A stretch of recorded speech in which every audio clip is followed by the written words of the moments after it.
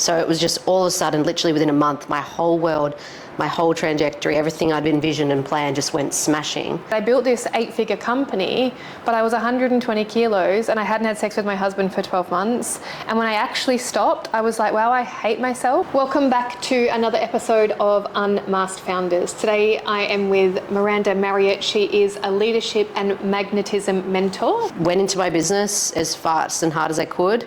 Just got all the strategy coaches I could. I earned, like, every bit of money came into my business. I went boom, back into the business, right? Turned $300,000 for 4 years, but I still couldn't make a $10,000 a month.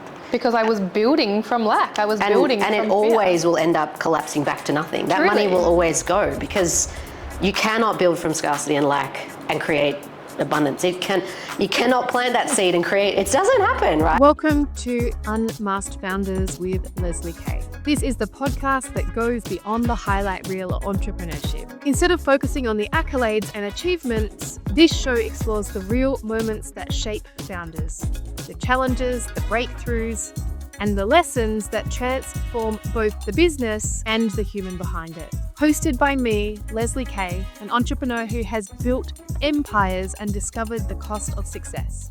Unmasked Founders is a space for honest conversations about growth, resilience, and staying true to who you are.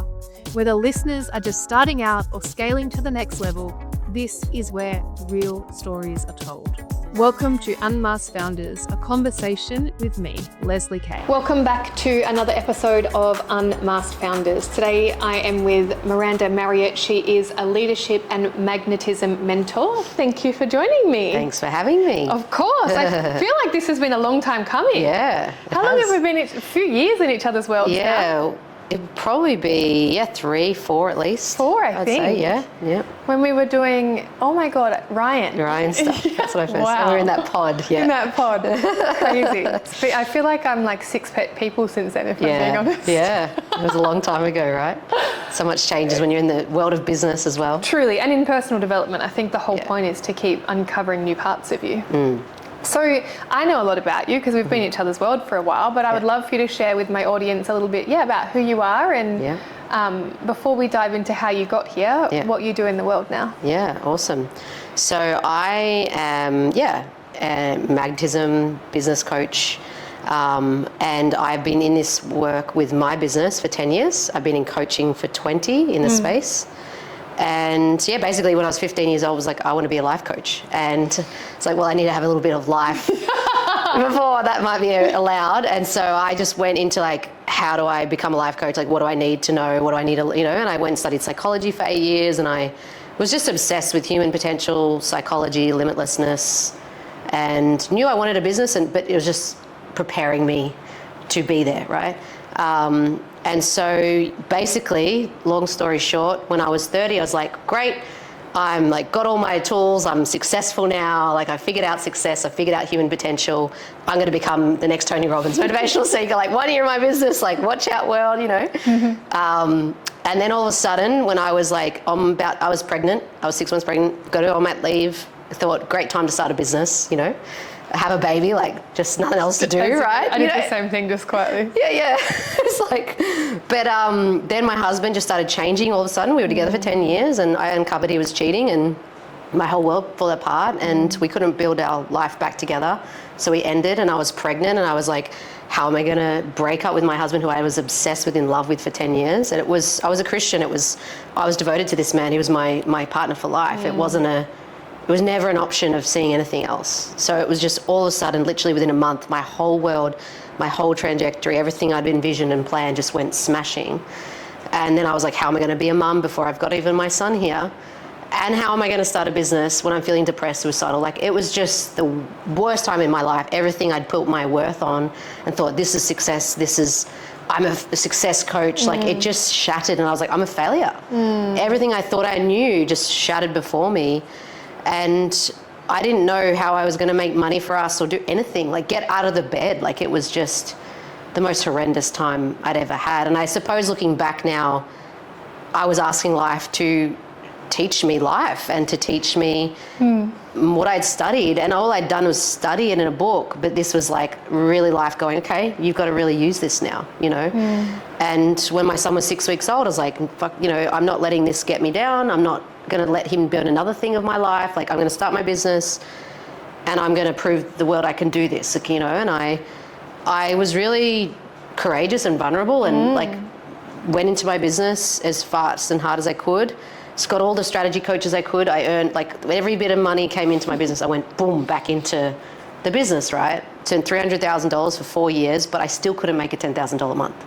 And it's like this holy grail of coaching. It's like, get the 10-day month. And I was like, what? You know, like I was doing everything. I did everything they said. I was following the steps, like did the 20 sales calls, every single person saying no. Like I got this last coach of like, no, I'm going to be a pro. Like this whole, like, I'm gonna do this. I got this guy and I was paying him $5,000 a month and I wasn't earning that consistently. For 4 months I made nothing. So I was just paying all this money. It was around COVID too. My dad was giving me some money to borrow because I had none. And I got into 20K debt with my dad. And he was losing his job at the time too. He was a pilot, he was COVID. Like, so I was not gonna have any more money. And I was a few weeks away from like, not gonna be able to pay my rent, gonna be kicked out of our house. I was afraid of being cheated on and divorced. Number one, tick, created that.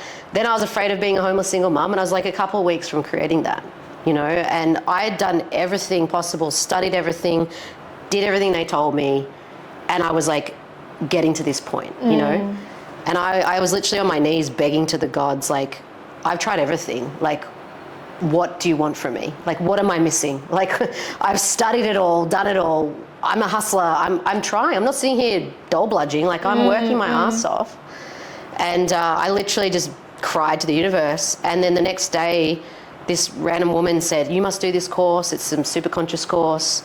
And I was like, I'd heard about it. And I was like, that's a bit weird. But then this time I was like, I need anything, you know? Yes. I'm like, and so I did it. And then within this 1 month of practicing what I did with that, I had a $20,000 a month, and then I never went backwards ever again. And that was 33 years of my life searching for this answer that I found in this month. And then I never went back from a $10,000 a month ever again in my life. And I'd struggled with money my whole life. I'd struggled with jobs my whole life. I lost them all the time. Like, and it gave me this sort of key to what I call magnetism and the depth of manifesting, not the surface level stuff. And it helped me navigate. It doesn't mean I never had challenges again. I did, but it helped me know how to navigate them like I'd never known before. Nice. I love that. Inside of that journey, you know, because I think a lot of women listening will have been, or maybe are in, a season of feeling like it's just not working. And I hear this like resilience where, you know, sometimes I hear people are like, well, I tried one coach or I tried one thing and it didn't work, so it's just not for me. Yeah. When it's just not true. Yeah. Like, business is going to keep testing you and pushing you. And if I like stopped trying to build businesses the first time I failed, I wouldn't be where I'm at. And most business owners wouldn't, you know? Yeah. So in that season of where, I guess you were being tested, what was the thing that kept you going? I think, you know, for me, I never thought there was an option where it wasn't going to work. Like, there was just no part in my being that I was like, I'm not going to figure this out. Like, I just knew it was a matter of when, not if, you know, like if I work it out or like, there was just this inner decision where like, I didn't want to go back to a job. Going back to a job would have meant time away from my son more than I wanted. I wanted freedom, flexibility to work around his sleep, work around, you know, him. I didn't want to do anything else, you know? So it was sort of, for me, it was this inner decision of like, I don't care how long it takes, what it takes from me, I'm going to make this work. Yes. Like, and I think it's a decision, you know, and it's a knowing that I just felt there was a puzzle piece I was missing, and it wasn't that I was wrong and that I was screwed and I couldn't work it out and others could. It was just, there's some piece I'm still uncovering. And it was a little bit like an adventure, you know, and I think when I saw it like that, and it's like, oh, okay, what else do I need to learn? What am I missing? What thread am I not got yet? Or it felt more exciting and expansive, even though it was super challenging. Whereas if it was, anytime I got into this if you get into a negative space and it's like, oh, well, that means I can't do it. There's something wrong with me. Other people can, I can't. Yeah, I think that was a big factor of just viewing it as like this is going to happen. It's just a matter of when it will. Yeah, you know? I love that. I actually just had Erica on, who you know, and we were talking about a similar theme where it's just this, it's actually just not an option. Yeah. Because even on the days where I'm like, fuck this, and it's ever only a day, and I feel like Jekyll and Hyde inside of my head. I'm sure we're all a little bit crazy, but it's like, on the days I feel like I want to give up, there's a voice that's like, oh, just give up, it's never going to work. And then I laugh at myself because there's the deeper, truer part of me that's like, you're never giving up. No. Like, you know you're never giving up. No. Like, we didn't come this far to just come this far. No, that's like, right. cry, spend the day eating shit food and then get the fuck back up and get back to it. Yeah, and I mean, there's always going to be those days because I think as well at the beginning, we have this view of business that's like, oh, it's this holy grail of like, we'll make money, we'll have freedom, it will be amazing. Like, and a lot of people leaving their jobs are like, they hate jobs and they want a business because it's freedom. It's like, no, like there's a lot of stuff in business that is there's shit and we hate and like it's hard. And sometimes a job seems so much more appealing, right? Like I'd love to just go and not do stuff and just get paid. Like, you know, like when I was in the job, I was a zombie when my ex and I broke up. It's like, didn't matter. I still got money, you know, whereas I can't do that. If I'm like that in my business, money stops, you know, like, so there are things in business that aren't great, but ultimately, the gifts it gives me and the way I get to, like you said before, my biggest gift is the evolution I've had in business. True. And I remember at this point when I was at 300K spent in the business, not received that back, I sat there and I said, would I have done this again? Like if I knew this was going to be this hard and take this long and like I could have got more money from a job, like I wouldn't have paid so much for my development, you know, like. And I was like, would I have done it? And I would have said yes, because the person I am, the way it's evolved me, how I've become so much more of my true self, dropped what isn't me, that's worth its weight in gold, you know? And ultimately, that's the biggest payment my business has given me. It's a portal of evolution like no other. You know, I mean, love and relationships can be also, but I feel business and relationships, like there's nothing like it. Truly. You know?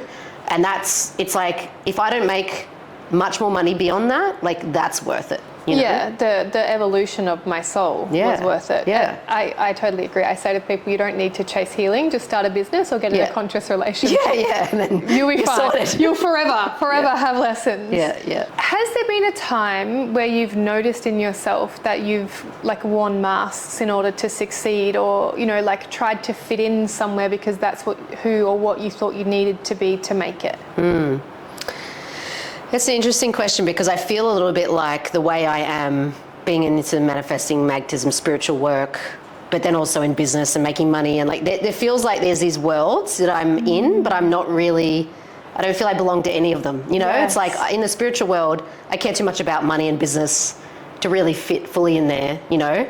But in the business world, I'm too spiritual and woo, like to full, you know. So there has been times where I've been in these worlds and I've been in the super conscious one or the embodiment one or the strategy one. And yeah, it has felt like I've had to sort of care more about strategy than I maybe do, or like say this stuff that they say you've got to say, or like, there have been times like that. And even in the world now of personal branding and how much that matters and like the online presence, and sometimes there have been times where I've been tempted to be like, well, I'm going to show this or say this because that's apparently what's trending, or that's what's going to be acceptable, or like, and there's times where it's like, well, I'm very fiery and I'm quite bold and I really stand for some, and I get really worked up about some things, but online I show a bit more of my compassionate, caring side than behind the doors when I'm just talking to my friend, or like, you know. And I've really been working on who I am with my deepest connections, like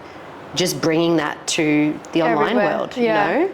I love that. Because I feel and find often those posts where I'm like, this is going to kill me, like this is the nail in the coffin. I'm getting cancelled. Yeah. They're like, my business is dead, you know, like they're the ones actually that everyone loves, you know, because they can feel the authenticity, they feel the truth. I love this. Similar experience. I'm doing a lot of networking now in like traditional networking. In fact, I'm, let's say, high up in sort of a networking group.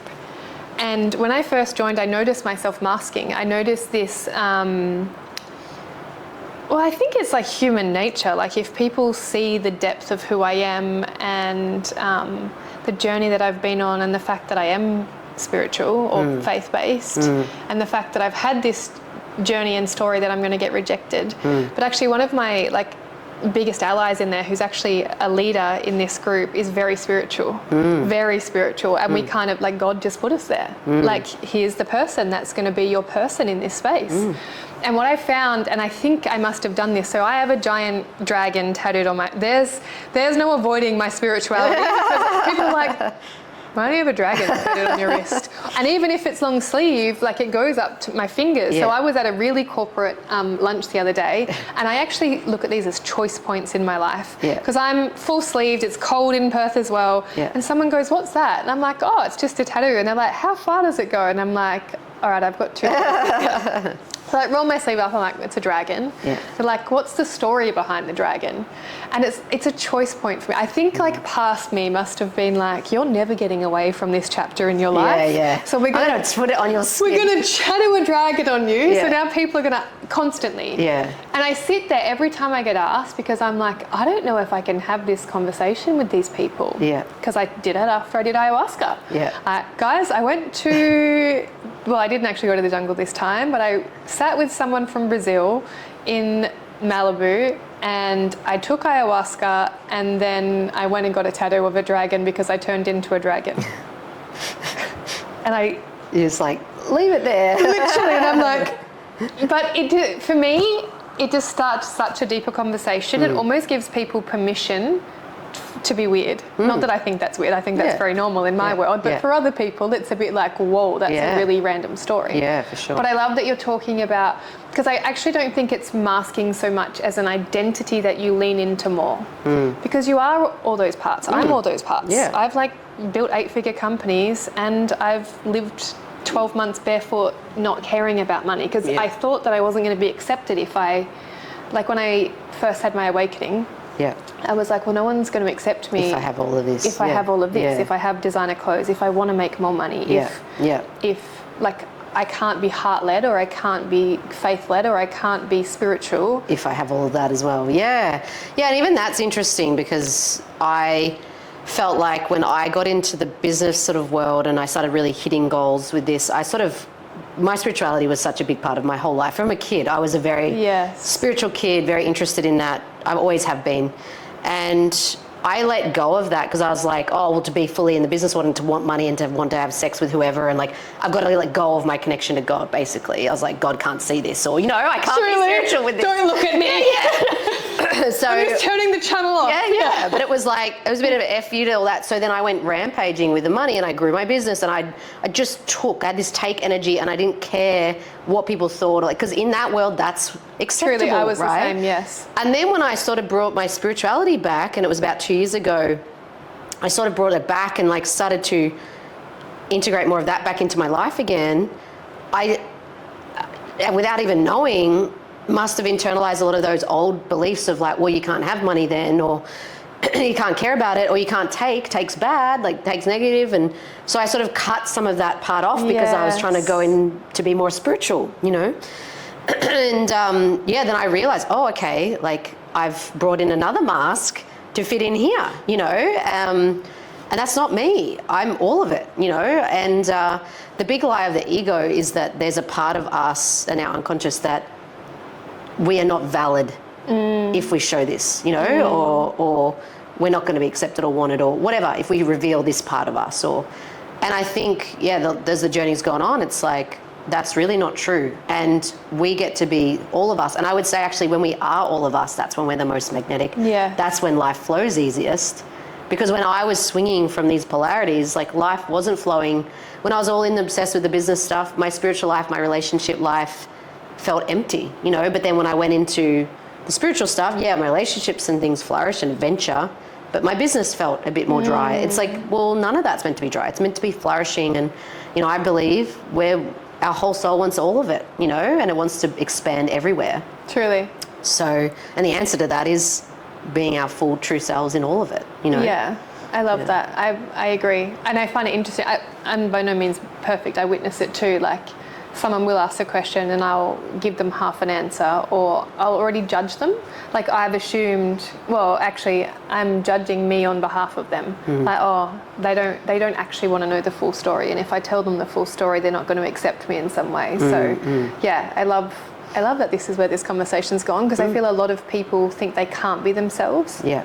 Yeah, and I think that's in business too. Like, I used to think I can't show this part of me, or I can't be wild and crazy. I've got to, if I'm in business, I've got to be a bit more calm. And, you know, like I remember I ran my first retreat to Bali, and I was like, oh, well, I have to have the priestess, a retreat, you know, woman is this priestess. Yeah. Like, you know, I've got to be like, you know, like, and I'm wild and playful and I party and I have fun and I'm crazy, right? And I remember the whole journey of running this, like towards the end, all the people that came for that part of me, right? And for the aliveness, in me, and they are wild too, or you know. And at the end, we did this naked synchronized swimming thing that just spontaneously, and they all loved it. It was so funny, and I'm like, and it happened in Peru as well. We ended up. Again, like I thought, Peru's so spiritual. Like, you know, we've got to do all this. Like, we've got to be serious. Quest. Yeah. And at the end, we're trying to find this ice cream shop, and it was like God was playing this thing on me because I found them this ice cream shop, but it ended up being a penis vagina waffle thing, you know. And I was like, and they were all like laughing, and it was just such this lesson because there was this other woman in my field, and she was this real priestess, serious person that ran these bigger retreats, and a client of mine went on them. And then she came into Peru, and I didn't ask her to say anything, but like this was all in my mind of like, oh, that's really what retreat should be like. I'm a bit more rogue and like, and she at one point said, Miranda, I come because of that and you, I hate that. And I actually don't want to go on that retreat ever again because it's too boring and too like clinical, serious and, you know, like just deep stuff all the time. The play lightens it's a cosmic, you know, power as well. Truly. And it was just so interesting. It was like, I used to think, well, to be successful in business, I have to be this certain person or this works for this. But it's like, no, you fully get to be all of you. And that is why people come, because they resonate with that. Truly. You know? I love that. Yeah. In this journey, what does it cost you? What is like becoming Miranda that's here today? What does it cost you to get to the woman you are and have the business that you have?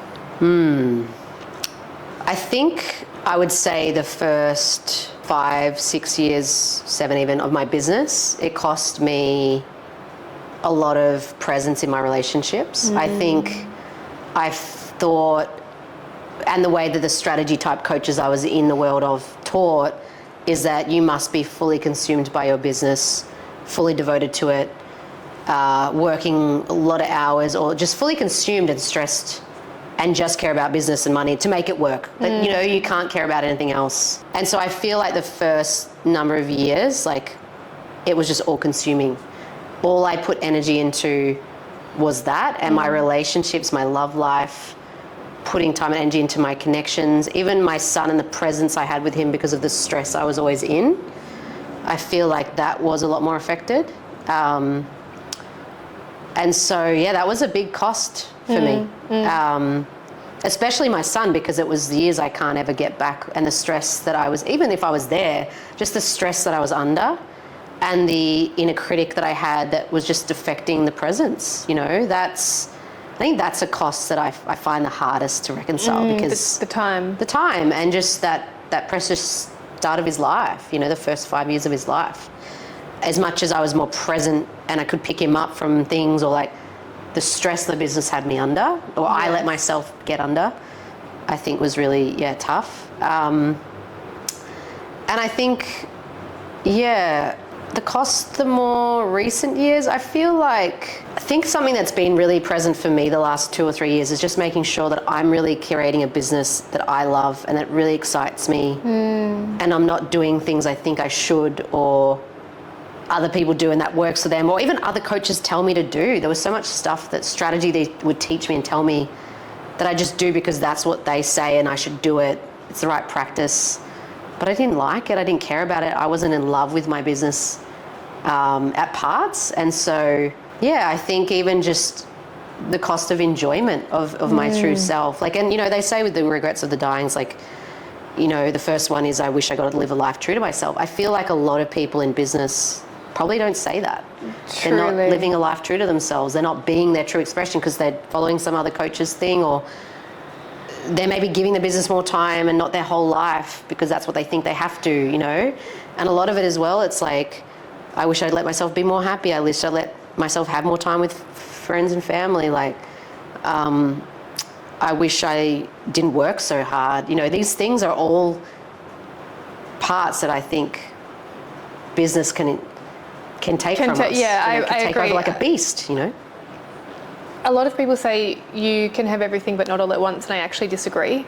I actually believe we can have everything all at once. You just have to want it bad enough, because in my view, a lot of people use that saying as an excuse.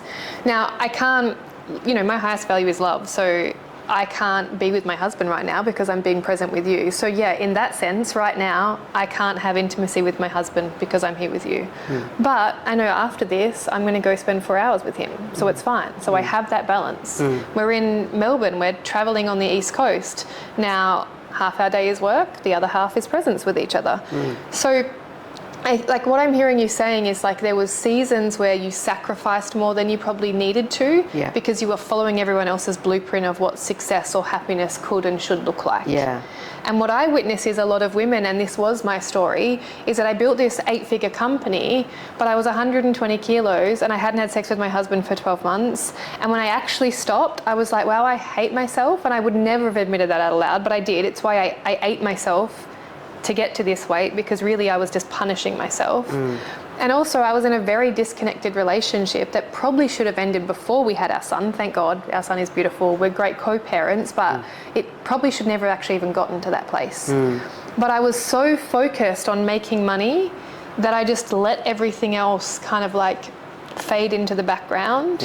I wasn't doing anything consciously. I was literally just like, well, society says to like marry the man and have the kid and buy the house and build the business. So I'm just going to follow this blueprint. And I didn't stop and was like, well, what makes me happy? Yeah. What do I want? Yeah, and I think, our life and whatever's flourishing is always a reflection of our relationship to it and how much energy we're putting into it. And if we're just channeling it all into the business and money, then we're not connecting to ourselves, we're not connecting to our heart, we're not connecting to other people that matter in our lives. I think presence is the key. And for me, and it seems for you too, is like just so much of that was just channeling into one thing at the cost. And it's that thing of to have success, I have to then not be fulfilled. Truly. And it's... Or work hard. Yeah. Or just, this is the cost. Yeah. Working 10-hour days, 5 days a week, this is the cost. Yeah. Yeah, I actually would love you to relate this to magnetism, because I think you're going to have a similar view to me in that it's like the old way of doing business is work really hard, compromise, which is actually sacrifice, sacrifice half of everything I do want because this is what I'm focused on, versus the evolution into, well, if I focus on me and my happiness and my fulfillment and my magnetism, then everything else around me flourishes from that place, rather than almost, it's like I witness magnetism and the way you talk about business as like an internal flowering, and then everything feeling a lot easeful because you're focused on you and your needs and happiness, versus hustle of like, well, the traditional business model, and if I work hard it will come, which is true, it does. We've both built businesses that way, but at what cost? Yeah, it's at what cost, and it's not sustainable, because for me at the time when I started making some money where it was a little bit more hustly, something happened to my son that was really drastic, and I couldn't have that business the way I was running it and handle what I had to with him. It's like it wasn't sustainable, and it is such an uphill battle that it isn't, you've got such a level of willpower that runs out, we get tired, we get sick of it, we give up. And so it's not, a lot of the businesses I've seen built that way, they don't sustain, and they just collapse. Because it is ultimately, to me, it's like we're creating either from our ego and our unconscious patterns, or we're creating from our, what I call the superconscious and our powerful, genius, intuitive self. And anything from the ego, anything from fear, anything trying to run away from our past, what we don't want, it's the seeds of scarcity, and it's going to grow a scarcity tree. Even if it starts to flourish, it will not, it can't. And I've seen so many businesses implode because of that, Well, that was my story. Yeah. I hustled, built a 8-figure, I'm like, so $60 and $20 million companies, but I didn't keep either of them. No. Because I was building from lack. I was building from fear. And it always will end up collapsing back to nothing. That money will always go, because you cannot build from scarcity and lack and create abundance. You cannot plant that seed and create, it doesn't happen, right? And it can for a little while, and it can seem. Well, it's an illusion. Yeah. It's like the illusion of, well, if I keep doing this and keep building in this way, then I'm going to keep, but you can't. No, and also when I started that way, and probably for you too, it's never enough. Truly. It's like, oh, well, the next thing I'll get 20K, and then I'll get 100, and then I'll get 200, and that will be, it's like never is. You always want the next thing, because it's, again, from not enoughness. So it's that vibration. You can't create out of it, And so for me, the piece of magnetism is when we are in our most powerful self and we're following our true north, our intuition, our inner guidance, not necessarily copying all this outside external noise, but really listening within, and we're coming from that vibration of fullness, abundance, fulfillment. I'm fully full, whole, and I'm doing this out of love and excitement and expansion and adventure. That's where we create so much more creative. We're in creativity. That's survival, And then our actions will just multiply a lot of that. I can tell you, since I've learned this magnetism work and the 6-7 years I've been in this, does not matter what I do, how much money I spend on ads, how much actions I do, how many strategies, like smart strategies. I even just ran an event recently, and I ran one in the Gold Coast, one in Melbourne. The Gold Coast event, I came from much more, it was triggering my stuff. Anytime we go to expand anything, our ego comes up, our unconscious, and it triggers our stuff, right?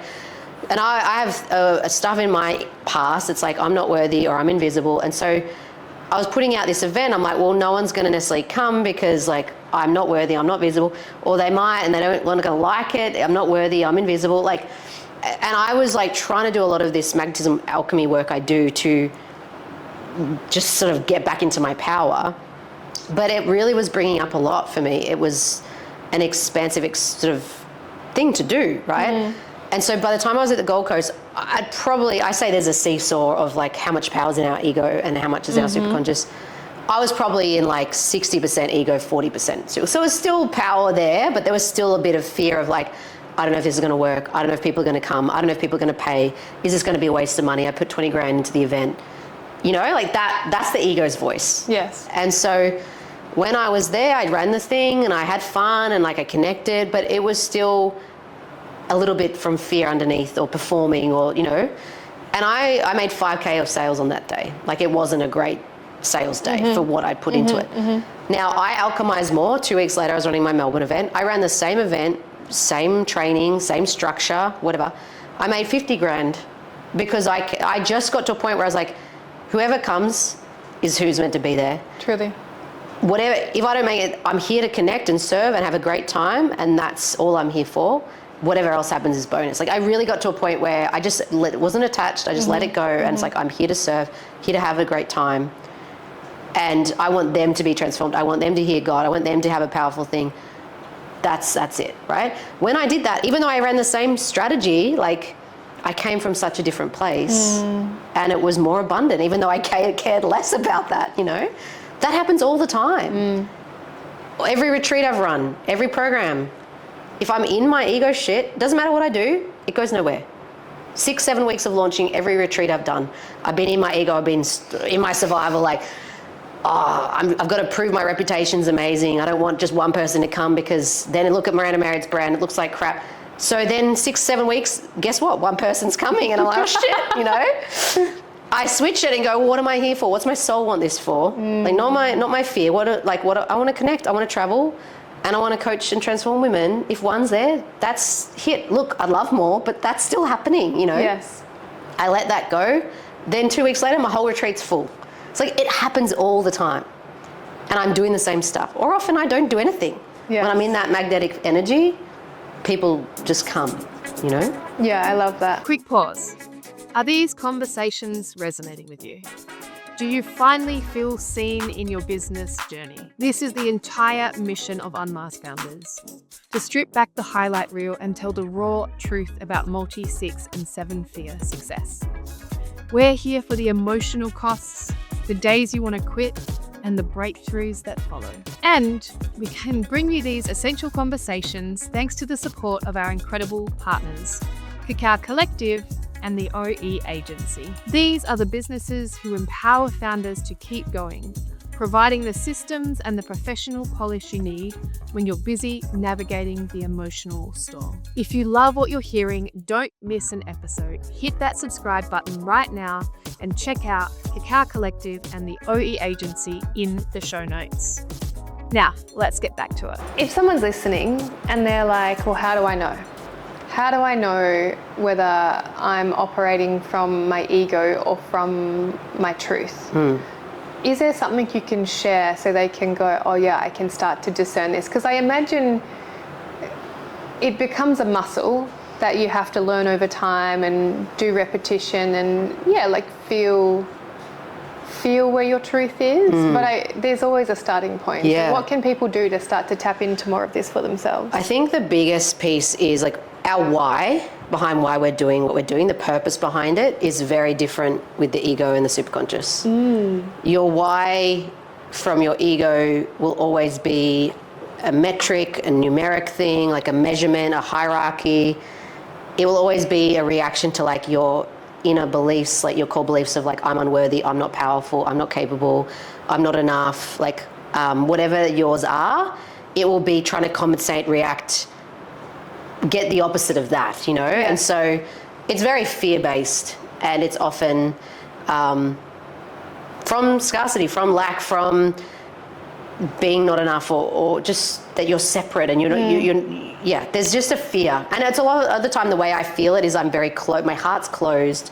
I'm often feeling shame, guilt, fear, sadness, anger. Like there's more of a dense, I call dense vibration. I don't say low, high vibe because that's assuming there's a hierarchy of emotion. Yes. It's just denser. And you're in that survival, like a bit of panic, a bit of pressure. Pressure's a big one. And even pressure of time, pressure of money. Like you're in pressure, you're often in the fear and the survival sort of stuff. I feel that, yeah. And your sympathetic nervous system's just activated. And often with that, I do see it as a seesaw, and when you're in that, it's like no matter what you're doing, often you'll get triggered again back into the fear. Like when I was in that 2 months prior to the event, I would do my work, but I would get back into my fear again not long after. That's like my hypervigilant nervous system is being activated. So that's the signs of the ego. The superconscious, or I call it your soul, I sort of use them simultaneously. It's much more expansive, open-heartedness, like you're feeling more acceptance, joy, excitement, adventure, just higher awareness. You're often coming from an expansive sense of like, how is this evolving me, challenging me, expanding me? You're coming from the place of I'm already complete and whole as I am. This is all just bonus sort of work and experience. It's experience. It's adventure is the word. So often when I'm looking at it, I look at why am I doing this or why do I want it? And a lot of the time we will want it from both angles, It's just which one has more energy, which one has more presence and focus, which one are we coming from more? And all of the alchemy work I teach and all the work I teach in magnetism, it's just the seesaw of like getting us less here, more into here. And it doesn't have to be 100%. It just has to be 51%. And your seesaw will change, So yeah, a lot of the time, the best way I work with this to try and see is I start to write, why do I want this from fear? And why am I coming at this from incompleteness, separateness? Like, what am I afraid is going to happen? What I want to avoid? Like, and write the fear stuff and then go into like, what's my heart want this for? What do I want this from love? Why do I want this just from the most excited? What's most exciting about this that I'd love? For its own sake, not for something else. Yeah, nice. I love that. Yeah. Inside of like the work that you do and the women that you help, what is like a common trap that you see women fall into? I think essentially just building from ego is one of them. But yeah, what are some ways that we kind of trick ourselves? I think is, the ego's, it's here to protect us. I don't think there's any. I think some people can think the ego is bad or wrong, but it's literally just a protection mechanism. Yeah. Its role is to keep us safe, but sometimes keeping us safe is not actually giving us what we want in life, which might be the next level. So what are some common ways you see that women stay stuck in these cycles sometimes? I think one of the biggest ones I feel for women is our like hitting our upper limits. You know, we often will grow and expand to a point, or we might take some steps, and then we hit a limit in visibility, in money, in our size of our business, and we will retract back, you know. And I feel like there's a lot of messaging for women around bigger business or money or visibility, or like, you look at the myths, you look at history, you look at movies, how are women in power and with lots of money perceived, you know? It's often in a very negative, they often go crazy, or the power takes over them, or like they corrupt them, or, you know, like, so I think, yeah, women wanting expansion for their own sake, or just because they want more money, or like want a bigger business, or with men, I feel there's a different messaging behind that. It's often celebrated for ambition, and like that's going to help provide for your family. And women, I feel they're given another message, you know. Even in corporate, like the big boss woman is often, you know, the devil wears Prada. Like they're not seen in a really great light, right? Truly. So I feel like what I see a lot with women is they hit upper limits, and then they sabotage, and they go back down, or they hide, or they retract. So I think a lot of the work I do with women in their business with money is holding that expansion and holding that level of money, even the money energetic, like holding that so that you can really feel secure, stable, nervous system safe in that expansion before you go to the next. And the integration of that, I don't think a lot of people talk about that enough. Because even when I made, you know, I went from that 20K, then a few months later I made 100K and then 200. I was excited for one day when I made 200K launch. But the next 2 months I was freaking out. My nervous system was freaked. And you think, a lot of women are like, oh, I love that. It's like, your nervous system doesn't, because that's unfamiliar. And you make that mean a whole lot. I was like, I'm not worthy to this.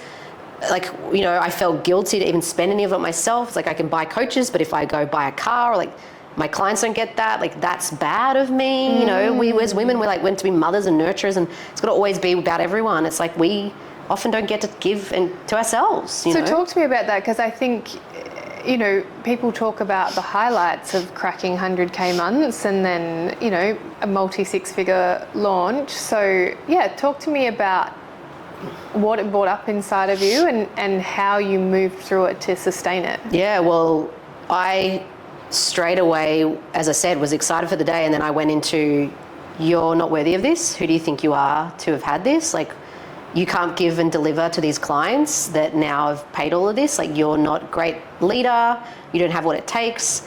This other leader that you've been working with, like, they're really the people they should be working with, not you. I felt, as I said, like there was a lot of guilt. I actually did buy a car, and I bought my jet ski, and I felt so guilty about buying a jet ski. But my inner child of me was like, because I was buying all these coaching, and I was at some points paying 20K a month for coaching, like, and I didn't have any fear of that, or it was like, that's because then clients getting that, right? It's like I thought they give me money, so I've got to then spend that money on stuff for them. And I was like, my inner child was like, well, I want to have, like, why am I working like this? So, well, I'm not getting anything. Like, you're just making me get coaches to work harder. It's like, literally. And so I was like, okay, I'll get a jet ski. But I felt shit about that, because I'm like, me and my son can enjoy that. And in my head, I was like, I'll take my clients on the jet ski. I'm like, why do they have to get something from the money they give me? I'm giving them the service. Woolies you don't go buy milk and then go, well, you better use that money to get more milk. Yeah. Shares, or like, go buy more milk for me to, you know, like but in my head, I was like, I've got to spend his money on stuff they're going to get. That's insane. But as a woman, I didn't think I was allowed to just have things for myself. Or even my son, or like when I was with my husband, I used to be like happy to get them all these things, but I couldn't buy something for me. I'd buy him designer stuff, but not me. It's like, there was this, I think with women there's this nurturing element. And then because I was also vibrating at that level of that fear, and then at this worry that these clients are going to see through me and I'm going to be a fraud, or like, there was one of my clients within that program, and it's the only one that's ever happened. Within the first month, she said, you're just working with this mentor's work, it's not yours. So I went out. Like, I basically said I'm a fraud, really.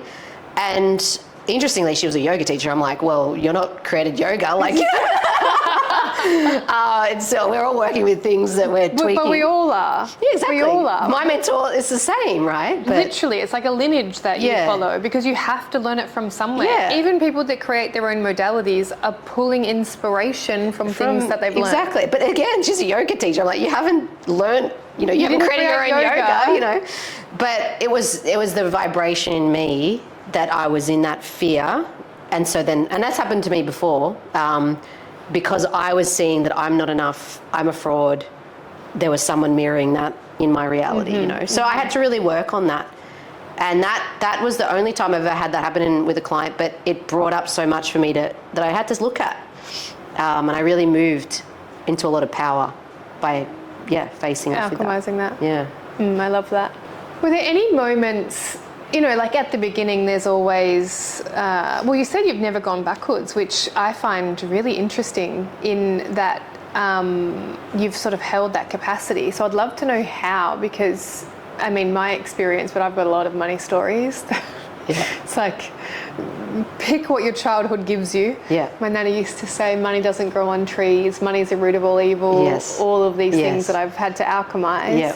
But I'd love to speak to like seasons where it's felt maybe harder than it has needed to. And what that brought up for you.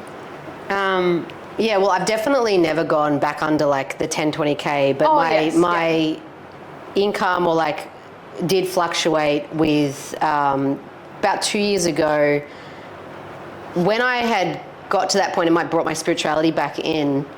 I did start to really get angry at my business and angry at money for what I thought it took away from me. So that piece I said about the presence I'd lacked in the relationship, I had been single for 6-7 years post my ex-husband, and I'd been dating, but not really.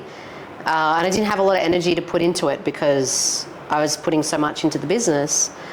And then I moved to the beach and I just cared more about having adventure and time with my son and like finding partner and brought up all this stuff where I just started blaming my business and money for the sacrifice I'd made, which was my decision. It wasn't theirs, but I put it onto it. So I had a period where for that year, I ran my retreats overseas, but other than that, I really had no interest in my business. I was really considering shutting it down. I dropped like overall in the year a little bit, not a lot. It still held quite a bit, but I honestly just didn't have energy and motivation for my business. And I actually was just like thinking, well, I'm not going to have excitement for it anymore. Like it's gone into relationships now. Like maybe it's gone, and that was about, I think I was 7 years into my business. So I was having my 7-year itch with my business, and then I had to really, really face off with, I was angry at it for what it took away from my son. And again, it's not its fault, but I had to actually, I do this practice where I call it aspecting, and it's a bit of a Gestalt thing, I guess, where I imagine the business walking in or money walking in as a symbol and like fully having a talk with it and like not just talking at it, but I embody it as well and talk back. And it's a really powerful way to heal the relationship. And I honestly had to do relationship couple sort of, work with myself with money and like, with my business. And I think at that point, one thing was, working on the problems I'd had with the business and just making sure I created it from fulfillment and where I wanted it to go and excitement and what was alive now. I think as well, though, a lot of fears popped up like, oh shit, well, the market's now changed, or, what used to work isn't working now. I've lost my mojo. There's many times I'll be like, I've lost my mojo, I've lost magic, magnetism doesn't work anymore. Like, then I start freaking out, and interestingly, when I say I never went under 10K, there was 1 month in the last 7 years that I did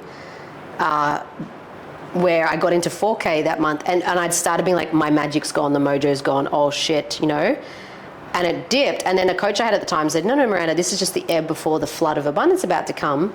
It's just the, before the tsunami comes of wealth, like it's a bit of a, inlet. And I was like, okay, I'm going to believe that, like great belief, good. And then I had the 100K launch just after that. So I found with money, and with my business, it's always been dependent on whatever's happening in here. Even with offers of mine and programs, I've had the same offer alchemy for 6 years. I've run it with like 14 different groups now, and I've had to reinvent it and change it because I start not liking it. And the moment I don't like it or I'm not into it anymore, no one comes. It's like my heart isn't there, and so it's not magnetic. No one hears it. The moment I change it and I sort of add in or change something to love it again, it opens and everyone comes again. It's just, it's our connection to our business. It's flooding it with life or not.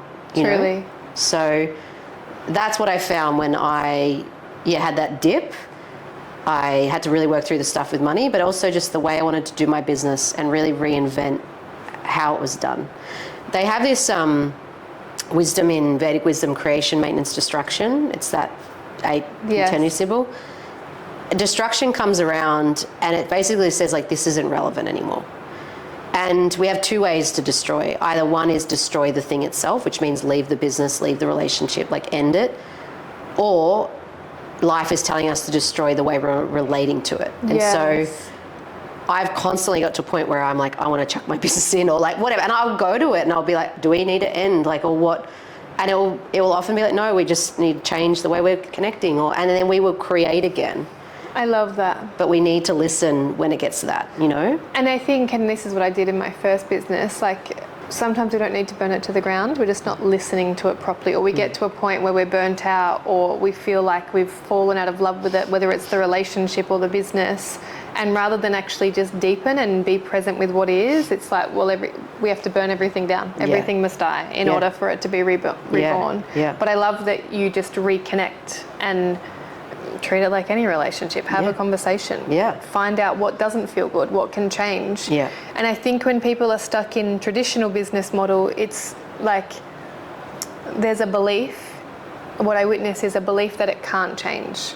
Or like they can't pivot, or, you know, like especially traditional service-based businesses, it's like, well, I'm a lawyer and this is how I serve. And I'm like, yeah, but maybe you should just stop serving and build a stronger team and coach and mentor that team so you can step back, whatever it looks like, you know? So I love that you've brought that awareness of like, maybe you don't need to sell your business or leave your business or burn it to the ground. Maybe you just need to change the way you're relating with it. And I've had a lot of women come to me and they've got to the point where they're like, I don't want to run my business anymore. And we've been able to help them reconnect to themselves and then reconnect to the business and create it from their way they want to. And then they're running retreats around the world, flourishing, beautiful business, you know, having these massive launches because they've just brought their heart back into it, you know. Truly. And the thing you said there about, like, if I was to say the biggest, most powerful key tool I use that is like the, you know, juggernaut, superpower, whatever you want to call it, like to the work I teach, it's just treating everything like a relationship. When I sort of stumbled across this when I was really struggling in my business the first few years. I just went, this coach of mine said, Miranda, you don't want a business, like you don't want to be successful. And I was like, you know, I was so annoyed because it's like, I'm trying everything, like, how dare you, you know? He's like, well, if you did, you would have it, you know, results don't lie. You don't want it. There's a part of you that doesn't want it. And I was pissed. But anyway, I put my son in childcare and I went for this walk and I was like, I'm not stopping this walk until we get to the bottom of what is going on, you know? And I just started a conversation with myself. He didn't say, do this, whatever. I was just like, okay, I've got to get to the bottom of it. I'm going to start a conversation. And I went for this walk and I turned my phone off airplane mode and I'm like, I'm decided, like, and this is a really big key. It's like, we've got to decide, like, this is it. I'm not tolerating this anymore. We're getting to the bottom of this. And I think in relationship, that's important. You can have these fights and it's like, okay, enough's enough. Let's get to the core, you know? So that was the first thing. And then the next thing, I just said, what's up? You know, why don't you want to be successful? Like, what is going on? And I instantly heard this inner voice be like, I create problems for you because you don't listen to me unless there's a problem. You avoid me, you ignore me. If life's good, you don't talk to me. The moment there's a problem, you do. So I'm going to create problems. Like, and I was like, oh, okay. I was like, so if I talk to you every day, no matter what, are we going to, you know, it's like, yeah, okay. And I just talked about money and all this stuff. And I cleared so much and I created all this wealth on the end of that after the next 2 months, just from having a conversation with myself. I love that so much. And I don't think like people realize the depth of subconscious work. Again, I feel like a crazy person when I tell people, but I'll have conversations with myself. And sometimes it's like negotiating with a terrorist. Like, you've got a kid, so you'll understand. But for those that don't, I have to be like, you know how you sometimes try and fight with a 4-year-old and it goes nowhere? That's what's happening inside of you. Yeah. And it's literally building the relationship with this part of you that doesn't want to play the game that you're trying to play, and understanding why, so they can feel safe in it. Yeah. And it's often why people feel like they've got one foot on the accelerator and one foot on the brake, because like the woman, the conscious part's like, yeah, we're going this way, we're building the business. And another part of you is like, no fucking way. Yeah. Yeah. Because you ignore me, or you abuse me, or you treat me like shit. Yeah, well, I also had a belief at that point that, and I didn't know this until this conversation, that like if I can't have love and money, that was something I was told, you know, and so if I make money in my business, something will happen to my son because he's the only thing I love. And so I was not going anywhere to make my business successful, because underneath that was, and I had to talk through and say, that's not going to happen. Like it doesn't work that way. He's going to be fine. There's nothing. And then I was like, okay, like, you know, it's like there's these things and they're underneath. And no matter what we do, if that is there was nothing I was doing that was going to take me anywhere. I was just stuck going nowhere, you know. It was the same with relationships. When I got into the core of that, even though I was doing all the dating, basically I had assumed from the breakup and how horrible it was for me that if I'm in a relationship, love means it will destroy me. Love destroys. Like I wanted to end my life, the last love experience I'd had. So even though I was dating and doing all these strategies, like my heart was shut. I wasn't going to let love near, because it destroys you. It will destroy my business. It will destroy everything I built. Why would I let that in? You know? And until I was able to really look at my heart and that it's not going to destroy me. I'm a different person now. Like I'm not going to let that happen. Then I found someone I fell in love with, you know, it's just within a few months of that discussion. It's like it's often so quickly. Truly. Yeah. The internal game is the game, in my view, with business. I say psychology and strategy, because if you don't know what's going on in here, and probably more so your heart than your head, then I could literally give you the winning formula. You did have the winning formula. You just spoke to, I paid all of the money, everyone was giving me the winning formula, and still your nervous system, your subconscious was like, no, we're not doing this. Yeah. As we wrap up, because we don't want to be here for hours, or we feel like we could. I feel like we could have a whole seminar on finding almost like the true path, rather than, and you touched on this at the beginning. It's like, oh yeah, I wanted to bring it back to what you said at the beginning about, I was trying to do everything my coaches told me, but some of it wasn't aligned with my soul. I just want to bring awareness to, sometimes we will pretend that we don't want to do something to avoid the evolution. So please, if you were listening to that, and you're like, yeah, I'm not going to post on social media and ever again, and because my coach told me and I actually don't want to show up. That's not true. You can't. We can spiritually bypass a lot of things and say it's our intuition when it's just, no, you're just scared of doing the thing. Or it was too hard, and because it's hard, it's not meant to be, and I've got to pivot, because sometimes you're tested. So you have the skills needed to actually keep pushing through. But what are some ways that we kind of lose our path? You know, maybe there's women listening to this that are like, yep, I'm spiritually, maybe they're conscious, maybe they're spiritually curious, maybe they're at the beginning of their path and they want to keep going. What would you say to that woman that's listening, that's, you know, in the business, but maybe doesn't feel like she's actually on her soul's path? Like she's making good money. And I hear this all the time, like lawyers and accountants, they've done the traditional thing and they're like, is this it? How do you start to open their awareness to have deeper conversations? I mean, besides hiring us as coaches, what's the way in which their soul can find more truth inside of what they're doing? I think the biggest thing I would say, and what really has made the difference to me, is like have a cry out to God or the universe or whatever. You know, whenever I really believe that, you know, the mentor came in to teach superconscious the day after I cried out to the universe saying, I've done everything, like help me. You know, I don't think we ask for support to the universe enough, or our guides, or whatever you believe in. You know, anytime I've done that, I've always found, because the universe, the way it works, and the laws, it doesn't come in unless we ask. It's not going to force upon us. You know, And so if we ask, it gives its permission to sort of co-work with us. So the first thing I would say is just to say, help me find my true path. Help me find who I need to know, the book I need to read, like whatever it is, like just, I want to know my soul. I want to know my truth path. Help me find my truth. Like just saying that and getting to that point of really wanting it, and not tolerating the emptiness anymore. Like I think the second piece I'd say is like the decision and the tolerance. There have been so many times, even, and I say this with money or business or anything, where I'm having an experience and I don't want it. Or it could be a relationship thing and we're just, in that annoyance.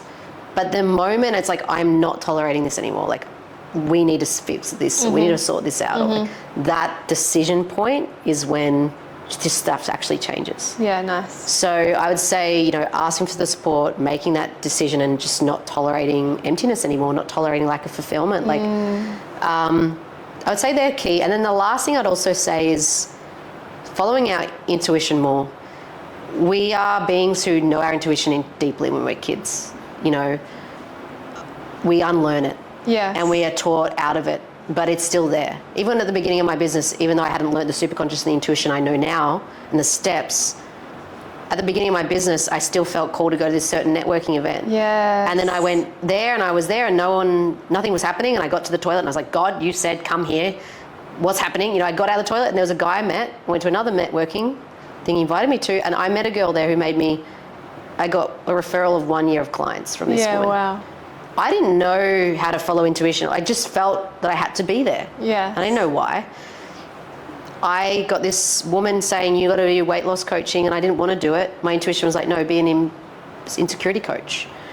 And I followed what she said. It went to shit. I followed what I thought. It was amazing. We know.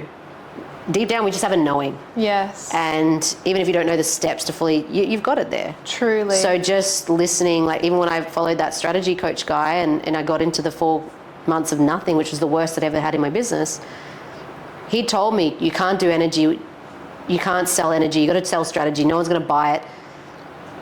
And I listened to him, but it didn't feel right, and I was like, no, stuff it. I'm going to go back to teach what I care about and what I'm good at. And that was that inner knowing, and it worked, So I think trusting more of that for ourselves and going, I just have a nudge to go reach out to this person. I don't know why. Just go with, trust that. Follow the threads. Follow the thread. Yeah. My whole life when I first started unraveling and awakening was literally just follow the threads. Just like the little nudges, the book this trip, the go here. I've studied with my polarity teachers for 5 years now, and for ages God literally was like putting them in front of me and I was ignoring it. And then it was like the 4th time someone was like, please go work with these people, and I was like, you're the 4th person there. I think it's really good to look at, because like the superconscious one too had come to me and I was like, no. And it's like whatever keeps coming, it's like, listen and just, and even a great question I love is, as well, is like, what is it that you're here to do or you're meant to do, but you're avoiding doing it? Or there was a post I was, my bisexual Christian journey post that I was like a year before, like I must write this, and I kept avoiding it, and it was so strong, and it was one of the posts that I probably received the most feedback on ever. There's just sometimes this stuff, it's like it has to come, and what are you avoiding? Go to that. Go do it. I love that. Yeah. And where can people find you? What's coming up for you? Tell us all the things. You can just find me. We'll drop your handle for Instagram. Miranda Marriott. It's easy, like the hotel. It would be great if I did own the hotel. But yeah, I have these in-person events, Melbourne, Sydney, Gold Coast, coming up. Nice.